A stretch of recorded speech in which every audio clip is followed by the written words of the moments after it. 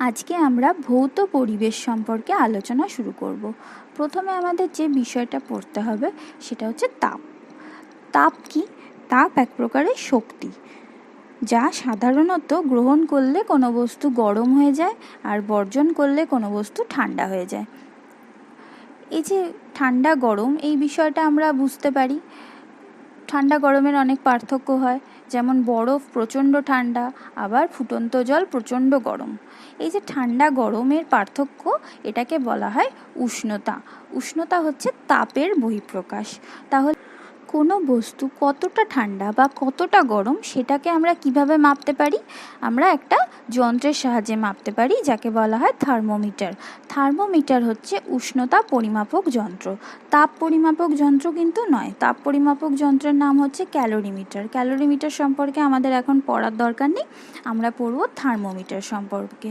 Thermometer তাহলে কি করে কাজ করে সেটা বোঝার জন্য বইতে দেখো একটা পরীক্ষা সম্পর্কে বলা হয়েছে।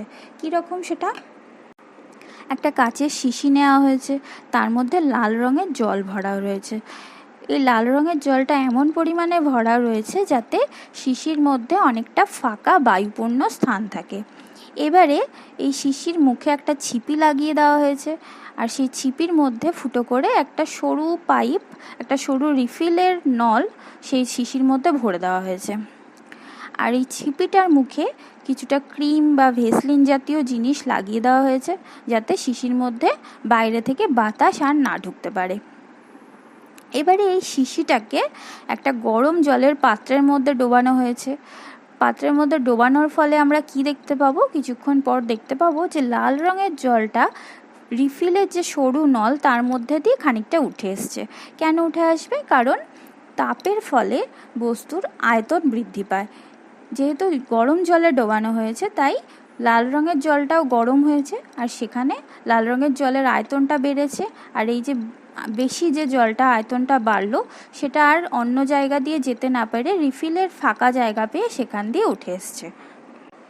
এই নীতির ওপরে ভিত্তি করে থার্মোমিটার প্রস্তুত করা হয়। এখন আমরা যে ছবিটা দেখতে পাচ্ছি সেটা একটা থার্মোমিটারের ছবি। আমরা বাড়িতে জ্বর মাপার জন্য এই ধরনের থার্মোমিটারই ব্যবহার করি। একে বলা হয় ডাক্তারি থার্মোমিটার। এই থার্মোমিটারের বাইরে একটা কাচের নল রয়েছে, আর এই কাচের নলের ভেতরে একটা খুব সরু কাচের নল রয়েছে। বাইরের কাচের নলটাতে স্কেলের মতন দাগ টানা রয়েছে, আর সামনের দিকে দেখো একটা চোঙাকৃতির অংশ রয়েছে, তার মধ্যে একটা চকচকে জিনিস ভরা রয়েছে। চকচকে জিনিসটা হচ্ছে পারদ। তাপ পেলে পারদের আয়তনটা বাড়ে, এবং যে আয়তনটা বাড়ে তখন পারদ ওই ভেতরে সরু নলটা দিয়ে ওপর দিকে উঠে যায়, আর সেটাকে আমরা স্কেলের সাহায্যে মেপে ফেলি। থার্মোমিটারে সাধারণত দু ধরনের স্কেল ব্যবহার করা হয়, সেলসিয়াস স্কেল আর ফারেনহাইট স্কেল। আরও কয়েক প্রকারের স্কেল রয়েছে, কেলভিন, র্যানকিন ইত্যাদি, সেগুলো আমরা সাধারণত ব্যবহার করি না। সাধারণত আমরা দু ধরনের স্কেলই ব্যবহার করি, সেলসিয়াস আর ফারেনহাইট। কোনো বস্তুর উষ্ণতা বা জলবায়ুর উষ্ণতা বোঝাতে সেলসিয়াস ব্যবহার করি, আর জ্বর মাপার জন্য ফারেনহাইট স্কেল ব্যবহার করি। এই দুটো স্কেল কিভাবে তৈরি করা হয়েছে সেটা দেখো এবার বইতে ব্যাখ্যা করা রয়েছে। বইতে একটা ছবি দেওয়া আছে, সেটা লক্ষ্য করো।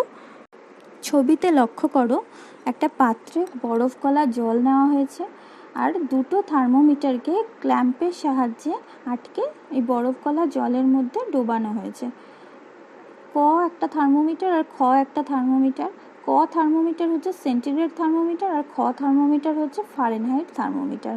বরফ গলা জলের যে উষ্ণতা, তার ফলে পারদ স্তম্ভটা যে জায়গায় রয়েছে সেই জায়গায় একটা করে দাগ টেনে দেওয়া হয়েছে। ক থার্মোমিটারে এই দাগটা হচ্ছে 0 ডিগ্রি, আর খ থার্মোমিটারে এটা হচ্ছে 32 ডিগ্রি। এই দাগটাকে বলা হয় নিম্ন স্থিরাঙ্ক। কি বললাম? নিম্ন স্থিরাঙ্ক। তারপরে ছবিটাতে দেখো, জলকে তাপের সাহায্যে বাষ্পে পরিণত করা হচ্ছে, তাপ দেওয়া হচ্ছে, তার ফলে জল ফুটে বাষ্প হচ্ছে। সেই বাষ্পের ওপরে ওই থার্মোমিটার দুটোকে ঝুলিয়ে রাখা হয়েছে। এখানে বাষ্পের তাপটা নিয়ে ক থার্মোমিটারে পারদস্তম্ভ যে জায়গায় গিয়ে উঠলো সেই জায়গায় দাগ টানা হয়েছে, সেটা হচ্ছে 100 ডিগ্রি, আর খ থার্মোমিটারে সেই দাগটা হচ্ছে 212 ডিগ্রি। এটাকে বলা হচ্ছে ঊর্ধ্ব স্থিরাঙ্ক। তাহলে নিম্ন স্থিরাঙ্ক হচ্ছে বিশুদ্ধ বরফ যে উষ্ণতায় গলে জল হয়ে যায়, সেটা হচ্ছে থার্মোমিটারের নিম্ন স্থিরাঙ্ক। আর ঊর্ধ্ব স্থিরাঙ্ক হচ্ছে বিশুদ্ধ জল যে উষ্ণতায় ফুটে বাষ্পে পরিণত হয়, সেটা হচ্ছে থার্মোমিটারের ঊর্ধ্ব স্থিরাঙ্ক। এই যে নিম্ন স্থিরাঙ্ক আর ঊর্ধ্ব স্থিরাঙ্ক, এর মধ্যেকার যে তফাৎ, যে ব্যবধান, যে দৈর্ঘ্যটা পাওয়া যাচ্ছে, সেটাকে বলা হয় প্রাথমিক অন্তর। কি বললাম? প্রাথমিক অন্তর। তাহলে ক থার্মোমিটারের ক্ষেত্রে প্রাথমিক অন্তর কত? 100 বিয়োগ 0 সমান 100। আর খ থার্মোমিটারের ক্ষেত্রে 212 বিয়োগ 32 সমান 180। তাহলে সেন্টিগ্রেড থার্মোমিটারে 0 থেকে 100 পর্যন্ত মোট 100টা ভাগে ভাগ করা হয়েছে মাঝখানের দূরত্বটাকে। আর খ থার্মোমিটারে ফারেনহাইট স্কেলে 32 থেকে 212 পর্যন্ত মোট 180টা ভাগ টানা হয়েছে। এই ছবিটাতে সেলসিয়াস আর ফারেনহাইট স্কেলের তুলনা দেখানো হয়েছে। তাহলে আমরা দেখতে পাচ্ছি সেলসিয়াস স্কেলে 0 ডিগ্রি সেলসিয়াস সমান ফারেনহাইটের 32 ডিগ্রি সেলসিয়াস, আর সেলসিয়াসের 100 ডিগ্রি সেলসিয়াস সমান 212 ডিগ্রি ফারেনহাইট। আর এর মাঝখানে 0 থেকে 100 পর্যন্ত সেলসিয়াসে মোট 100টা ঘর থাকে, আর ফারেনহাইটে 32 ডিগ্রি থেকে 212 ডিগ্রি পর্যন্ত মোট 180টা ঘর থাকে। এগুলো ভালো করে মুখস্থ করবে। এখন আমরা সেলসিয়াস আর ফারেনহাইট স্কেলের সম্পর্ক সূত্রের সাহায্যে লিখব। কিভাবে সূত্রটা হবে দেখো। সেলসিয়াস স্কেলের যদি কোনো জিনিসের তাপমাত্রা সি হয়, তার থেকে তার নিম্ন স্থিরাঙ্ককে বাদ দেব। সেলসিয়াস স্কেলে নিম্ন স্থিরাঙ্ক 0, তারপরে ভাগ করব তার প্রাথমিক অন্তর দিয়ে, অর্থাৎ 100 দিয়ে। সেটা সমান হবে ফারেনহাইট স্কেলের উষ্ণতা, তার থেকে ফারেনহাইট স্কেলের নিম্ন স্থিরাঙ্ককে বিয়োগ করতে হবে, আর ফারেনহাইট স্কেলের প্রাথমিক অন্তর দিয়ে ভাগ করতে হবে। এবার কাটাকুটি করলে আমরা কি পাবো? c/5 সমান f-32/9। এটা হচ্ছে সূত্র, এটা আমাদের মুখস্থ রাখতে হবে। এই সূত্রটা অবশ্যই মুখস্থ করবে, এখান থেকে আমাদের অঙ্ক কষতে হতে পারে। তাহলে এইটা হচ্ছে কি সেলসিয়াস থেকে ফারেনহাইট স্কেল বা ফারেনহাইট স্কেল থেকে সেলসিয়াস স্কেলে কনভার্ট করার বা পাল্টানোর সূত্র। ওকে, এই সূত্রটা আমাদের মুখস্থ রাখতে হবে।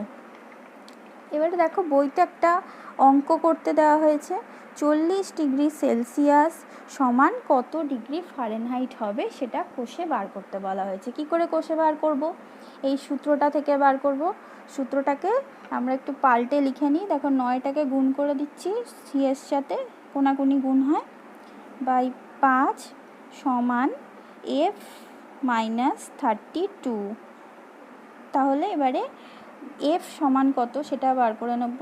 এফ সমান কত হবে? এফটাকে যদি এই পাশে নিয়ে আসি তাহলে কত হবে? 9c/5 যোগ 32। 32টাকে আমরা এই পাশে পাঠিয়ে দিচ্ছি, তাই যোগ হয়ে যাবে। তাহলে এফ সমান এইটা বেরিয়ে গেল। এইবারে এই সি এর জায়গায় আমরা আমাদের মানটাকে বসিয়ে দেবো। 40 ডিগ্রি সেলসিয়াস বলা হয়েছে, তাহলে কি বসাবো? 9 ইন্টু 40। সি এর জায়গায় আমরা মানটা বসিয়ে দিলাম, সেলসিয়াস স্কেলে যে মান সেটা আমরা বসিয়ে দিলাম। তারপরে আমরা কি পাবো? 9কে 40 দিয়ে যদি আমরা গুণ করি তাহলে কত হবে? 360 ভাগ 5 যোগ 32। 5 দিয়ে কাটাকাটি করো, তাহলে কত হবে? 72। 72 আর 32 যোগ করলে কত পাই আমরা? 104। তাহলে 104 ডিগ্রি ফারেনহাইট স্কেলে। তাহলে 40 ডিগ্রি সেলসিয়াসের মান কত হবে? 104 ডিগ্রি সেলসিয়াস। তাহলে আমরা কি বলবো? 40 ডিগ্রি সেলসিয়াস সমান ফারেনহাইটে 104 ডিগ্রি ফারেনহাইট। এটা আমার উত্তর বেরিয়ে গেল। ঠিক আছে, এরকম তোমাদের পরীক্ষায় কয়েকটা অঙ্ক আসতে পারে। সেখানে যদি ফারেনহাইটের মান কত বার করতে বলা হয়, সেলসিয়াস দিয়ে দেওয়া থাকে, তাহলে সি এর জায়গায় সেই মানটা বসিয়ে দেবে। আর যদি বলা হয় সেলসিয়াস স্কেলে একটা ফারেনহাইটের একটা মান দেওয়া আছে আর সেলসিয়াসে বার করতে হবে, তাহলে সি সমান কত বার করে নিয়ে ফারেনহাইটে এফ এর জায়গায় সেই মানটা বসিয়ে দেবে। এইভাবে অঙ্ক করে ফেলতে হবে। আরেকটা প্রশ্ন আসতে পারে যে কোন তাপমাত্রায় কোন তাপমাত্রার মান সেলসিয়াস ও ফারেনহাইট স্কেলে সমান? এমন একটাই তাপমাত্রা আছে যেখানে কিনা সেলসিয়াস স্কেল আর ফারেনহাইট স্কেল দুটো স্কেলই সমান পাঠ দেয়। সেটা কত? সেটা হচ্ছে -40°। এটা আমরা কি করে বার করব? দেখো, এটা আমরা বার করতে পারি অঙ্কের মাধ্যমে। দেখো, মনে করি সে তাপমাত্রাটা হচ্ছে এক্স, এটা তাপমাত্রাটাকে এক্স ধরবো। ওই তাপমাত্রা সমান এক্স। তাহলে যে সূত্রটা আছে সূত্রের মধ্যে আমরা লিখব সি এর জায়গাও এক্স বসিয়ে দেবো, এফ এর জায়গাতেও এক্স বসিয়ে দেবো। x/5 সমান x - 32/9। তাহলে কোনাগুনি গুণ করব, 9x সমান কত হবে? 5x - 160, বা 5টাকে এদিকে নিয়ে আসো, 9 - 5 মানে 4x হয়ে যাবে। 5টা যদি এদিকে আসে বিয়োগ হবে, তাহলে সেটা সমান কত হবে? -160 হবে। এবার কাটাকুটি করে দাও, কাটাকুটি করলে আমরা x সমান কত পাবো? -40। তাহলে এই তাপমাত্রাটা কত? 40। -40°তে এই দুটো স্কেলই সমান পাঠ দেবে। তাহলে আমরা সেলসিয়াস আর ফারেনহাইট স্কেলের সম্পর্ক মোটামুটি বুঝতে পারলাম। এবারে ডাক্তারি থার্মোমিটারের ছবিটা আরেকবার দেখা যাচ্ছে। সেখানে দেখো সেলসিয়াস আর ফারেনহাইট দুটো স্কেলই পাশাপাশি রয়েছে। আর দেখো 37°C একটা লাল রঙের দাগ করা আছে, আর ফারেনহাইট স্কেলে ওটা হচ্ছে 98.6° ফারেনহাইট। এটাকে লাল করে দেওয়া হয়েছে, তার কারণটা হচ্ছে মানুষের স্বাভাবিক যে দেহের উষ্ণতা সেটা হচ্ছে 37°C বা 98.6° ফারেনহাইট। আর যখন জ্বর হয় তখন উষ্ণতা বাড়ে। আমরা যখন বলি 100° ফারেনহাইট জ্বর হয়েছে, তার মানে উষ্ণতা বেড়েছে। আর দেখো ম্যাক্সিমাম ওটা 108° ফারেনহাইট পর্যন্ত স্কেলটা করা আছে। তার কারণ হচ্ছে এর থেকে বেশি উষ্ণতা আর মানবদেহে হয় না। এবারে আমরা তাপ সম্পর্কে একটা ধারণা নেওয়ার চেষ্টা করব। একটা বালতিতে 15°C উষ্ণতার জল নেওয়া হয়েছে, আর একটা গামলাতে 97°C জল নেওয়া হয়েছে। এবার এই দুটো জলকে যদি মেশানো হয়, তাহলে আমরা কি দেখতে পাবো? যে দুটো জলই মিশে গিয়ে একটা মাঝামাঝি উষ্ণতার জলে পরিণত হয়েছে। অর্থাৎ কিনা গামলার জলটা কিছুটা উষ্ণতা হারাবে আর বালতির জলটা কিছুটা উষ্ণতা পাবে। এটা কেন হবে? কারণ তাপের পরিবহনের জন্য এটা হবে। তাপ সব সময় গরম জিনিস থেকে ঠান্ডা জিনিসের দিকে পরিবাহিত হয়। তাহলে তোমাকে যদি জিজ্ঞেস করা হয় যে তাপ কি জিনিস, কি বলতে পারো? যে দুটি ভিন্ন উষ্ণতার বস্তু পরস্পরের সংস্পর্শে এলে যা হারায় বা যা বাড়তি পায় তাকেই আমরা তাপ বলি। তাহলে তাপ হচ্ছে এক ধরনের শক্তি, যেটা সাধারণত গ্রহণ করলে কোনো বস্তুর উষ্ণতা বাড়ে আর বর্জন করলে কোনো বস্তুর উষ্ণতা কমে। সাধারণত কথাটা বললাম কারণ অবস্থার পরিবর্তনের ক্ষেত্রে তাপ বাড়ালেও উষ্ণতা বাড়ে না। সেটা সম্পর্কে আমরা পরের দিন আলোচনা করব। তাহলে আজকে আমরা যেটা বুঝলাম যে তাপ হচ্ছে এক প্রকারের শক্তি আর উষ্ণতা হচ্ছে সেই শক্তিরই বহিঃপ্রকাশ। তাপ যদি হয় কারণ, উষ্ণতা হচ্ছে তার ফলাফল।